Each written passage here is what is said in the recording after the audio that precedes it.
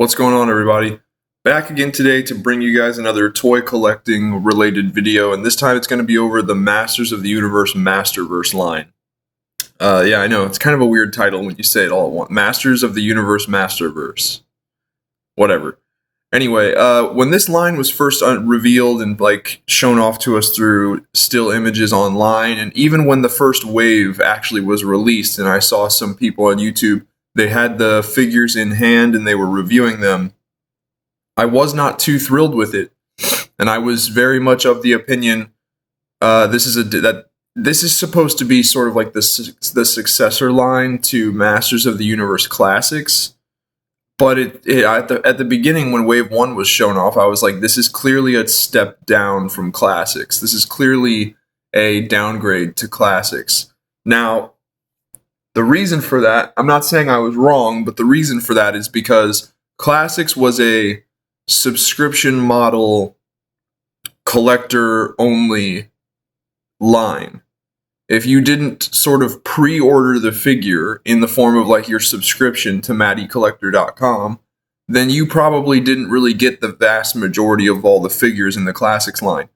Because they did it this way, they knew exactly how many to make based on how many subscriptions they had, and therefore there was no overflow. They were able to give the maximum amount of money to designing each figure and putting a high amount of quality control into the production of each figure.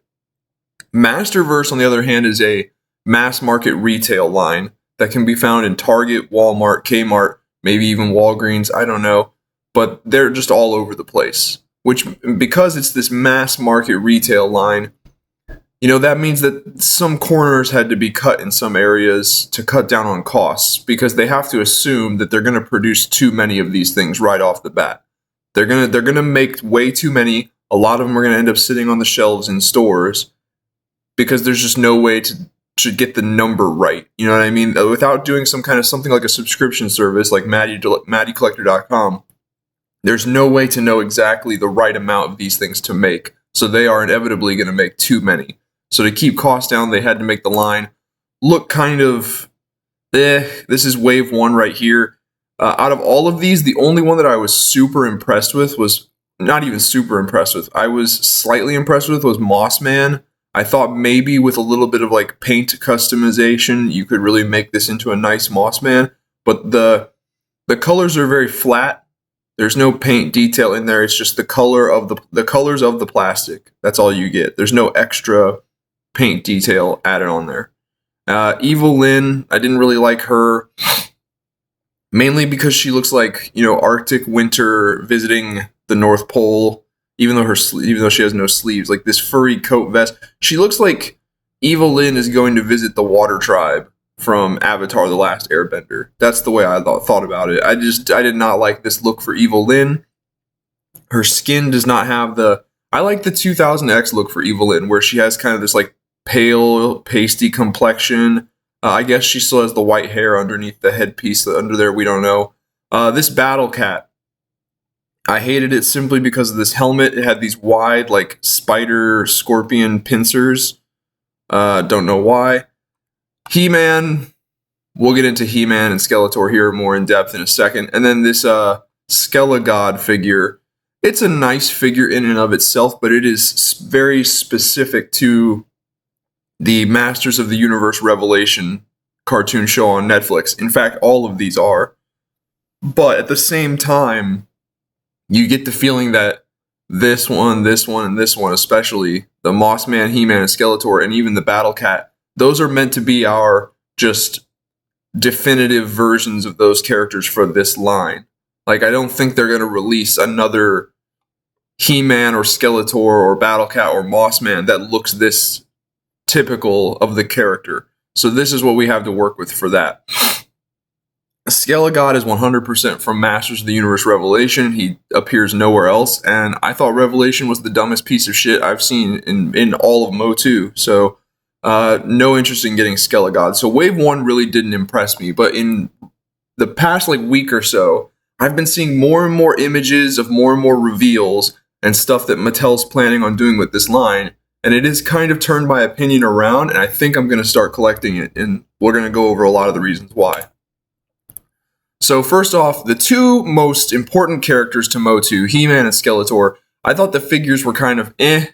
You know, I thought Skeletor I don't really care about, but I thought they went way too lean and not scrawny. He definitely doesn't look scrawny. But I thought they went way too lean with He-Man. The face looks a little derpy. I don't know. It's overlookable, I guess. I actually have seen this guy in stores, and I've seen the face for myself. It's not too terrible. It could have been a lot worse, but it's still not ideal. And then I don't really like this harness. I think the straps are way too thin and skimpy. I hate how they went with the H over the red cross, just, you know, because they're so worried about offending people with cross. Is Motu religious? Is Motu pro-Christianity and hateful of everything else? No, it's just a fucking cross. It's just a fucking cross. I get it. Some people are going to argue that they chose to go with the stylized H because it gives He-Man more of his own signature logo that's recognizable to other people and to kids. Fuck that. There was nothing wrong with the cross, but whatever. My biggest gripe with this harness is the skimpy straps. It looks like a weak little harness. It does not look like a battle harness at all. And then in terms of the belt and the wrist gauntlets, not a whole lot of paint detail. There is no paint detail. There's none. I thought at the very least these like circular studs on the belt and on the wrist pieces, I thought maybe they could color those a different color, make them like a dark orange or a red. But no. And then Skeletor, he's fine. I just hate this head. One, it looks like he's smiling. Like he's like just way too happy. Like Skeletor's a Walmart greeter that loves his job way too much. And he's just like really excited to see you. The head seems small to me. It also seems like the hood and the skull are one piece, which I don't like. So... But once again, I think with some customization, these two can turn out really nice. In fact, I know they can, because if we look right here, here's two examples of people did a little customization. They've clearly swapped both of the heads. They've given the Motu Origins head on He-Man here with the Motu Origins harness. I think that looks a lot better. And then over here, they gave him the Classics head with the Classics harness. Once again, I think that looks a lot better. I don't know about the head swapping, but a different harness, I definitely intend to do that. And I also intend to put a little paint detail on the belt and on the gauntlets, the wrist bracers. Skeletor, they clearly did a lot of paint work. You can just see it. And then a new head. Now, in terms of the heads, I think we're going to get a break with that, because one of the new things that they're going to be doing with the Masterverse line is New Eternia. It's just brand new character designs. Like this is Viking He-Man and this is Barbarian Skeletor. And it's just new aesthetic takes on existing characters. That's all it is. But as you can see here with both the Viking He-Man and the Barbarian Skeletor, we are going to get a normal He-Man head. Probably if I had to guess, I'd say it's a very normal, traditional looking He-Man head. And then a normal, traditional looking Skeletor head. I think the reason that they're giving us those is because they're kind of saying to us, like, look, guys, we're not doing another traditional, typical He-Man and Skeletor. The ones that you got from the Revelation first wave, those are the ones you get. Now, we understand that not everyone loved Revelation, so here's two additional heads with these figures. You can use these. You can put this head on the Revelation He-Man and this head on the Revelation Skeletor and create a more just typical, traditional Motu character version of He-Man and Skeletor. I'm excited about that. I also happen to think, this one I don't know. I don't know. I don't know how I feel about this one. The Barbarian Skeletor, I kind of like the look of. He seems pretty cool. I like this like shoulder armor. I like the helmet. He looks okay. I actually kind of want to have him in my collection and see what the deal is with Barbarian Skeletor. He looks pretty cool. But then we get to Wave 2. And once again, There's definitely figures here that I do not give a shit about, namely this Beastman and Tila. And once again, it's specifically because of the they are signature to the Revelations series, the Revelation show on Netflix. And I don't care about the Revelation show, so I don't want these. Man-at-Arms and Spy Corps, however, even though they're supposed to be from the Revelation show, they look pretty typical. They look like pretty typical designs for both Man-at-Arms and Spy Corps. Man-at-Arms, I think, is a must-get. Spy Corps, if you're a completionist and you just are a really big Mosu fan, you just want every single character, you could also grab Spy Corps. It's his normal-looking version of the character. It's not...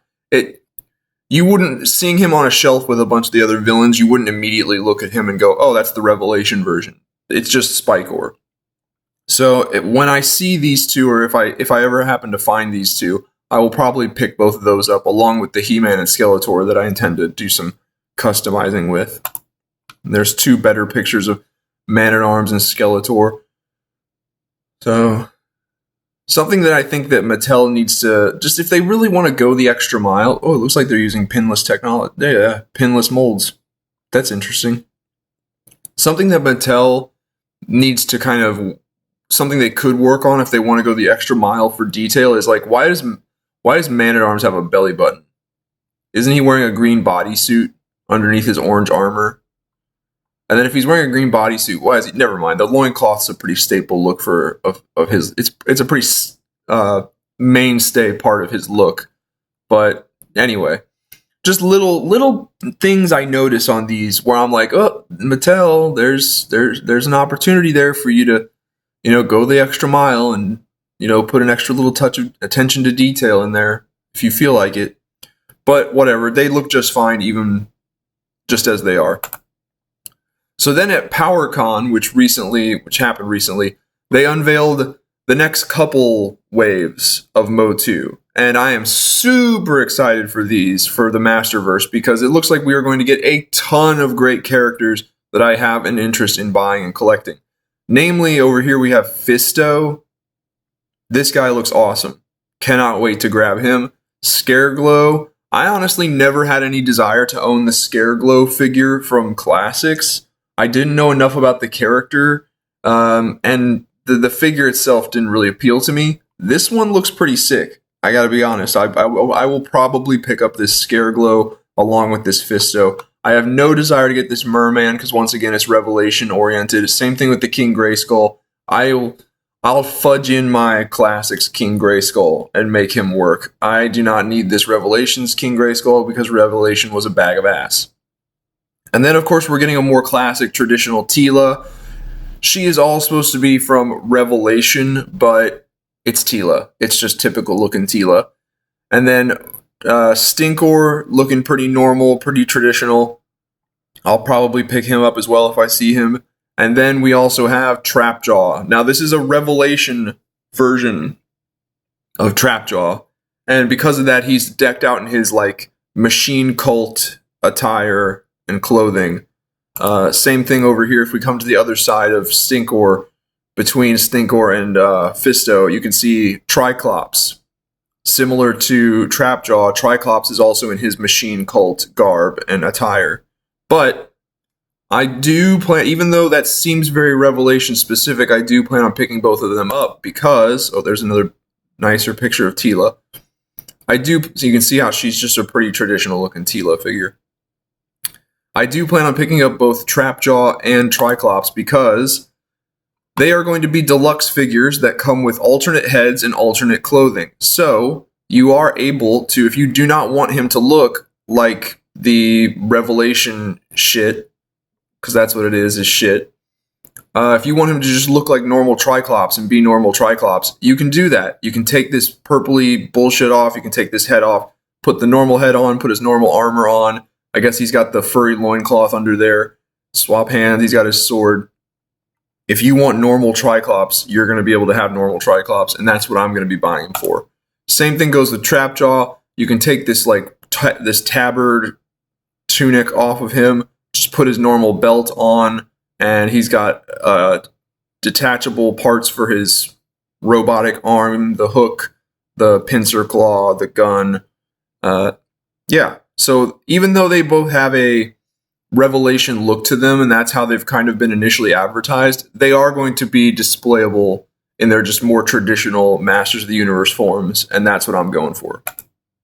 And then the last thing that I wanted to bring up in this video is at PowerCon, they revealed that within this toy line, the Masterverse toy line, there are going to be at least 4 separate sublines. They're going to do Masterverse figures from Revelation.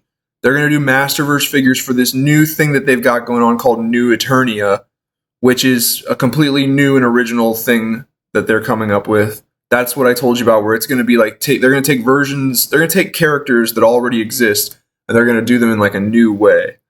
With like what we saw with Viking He-Man and Barbarian Skeletor. Another thing we're going to get is a Princess of Power line. That might sound weird to some people who don't understand Masters of the Universe. Princess of Power is like the tagline name to She-Ra. She-Ra is He-Man's twin sister. So it's not like a doll line for those of you who think it's some like Barbie doll line. No, it's just She-Ra's like He-Man's twin sister. She's this like warrior princess. So I will be probably getting at least She-Ra, and I'm hoping that within the Princess of Power line, we see a lot of Horde characters, like the villains like Hordak, Grizzlor, so on and so forth. Those would be really cool to get some of those in this line as well, and I have a feeling that is what will happen. We'll probably also get some of She-Ra's allies as well, like Bo, Madame Raz, so on and so forth. And then, last but not least, Masterverse is also going to be doing their more adult collector versions of the He-Man and the Masters of the Universe Netflix series that's geared more towards children. Mattel has already made a separate line of toys for this show that is currently out at retail, and these are some pictures of them. They're about the scale is about, each figure is about 5.5 inches tall. They feature minimal articulation, minimal paint detail, but they still look pretty good. And I was actually tempted to go buy them because I did not think that they were going to be featured in the Masterverse line. I figured that since the show was geared mostly towards kids, and they already had a kid-friendly toy line, they would just leave it at that. But no, it looks like we are also going to get some of these versions of the characters in the Masterverse line. So I am excited about that. I actually do like the Masterverse, or not the Masterverse. I actually do like the new He-Man and the Masters of the Universe show on Netflix. Is it a little childish for me? Yes. Do I think they could have upped the content rating a little farther and gotten away with it? Yes. Do I think that would have helped to both bring new young fans and help keep the older fan base entertained and engaged? Yes. But it seems to be doing just fine as it is, and I'm looking at it very optimistically. So I'm glad I did not go out and buy any of these yet. I will wait for the Masterverse versions. So yeah, that is that. That's my take. I think that the Masterverse line is actually showing a lot of promise. I think it's going to turn out to be a halfway decent successor to Classics, and with what they're giving us right now, I'm going to go ahead and suggest that people buy it. If you're into Motu, I'm going to suggest go. If you're into Motu, Masters of the Universe, you like to collect Masters of the Universe stuff, I recommend investing in this line. And by us investing in it, it'll show Mattel that, like, hey, we like this stuff. Do more of it. Do better of it. And then they probably will. If it shows that it makes them money, they probably will. Who knows? Maybe we will start getting figures in the line that have that extra paint detail and attention to detail and quality control. Maybe that'll happen, but it starts with us. It starts with us, the fan base, the consumers, making the decision of whether or not it's worth our money. I cannot decide that for all of you, but if you're looking for my opinion, and you're watching this video, so I'm assuming you are, my opinion is it seems to be worth the money. It seems to be given a shot. It seems to be worth giving a shot. So I will be starting to collect Masters of the Universe Masterverse. But that's my take on that. Let me know what you guys think. Leave a comment below. Gets the discussion started. If you like this video, please hit the like button. Other than that, check out some of my other videos, subscribe to the channel, and I will see you guys next time.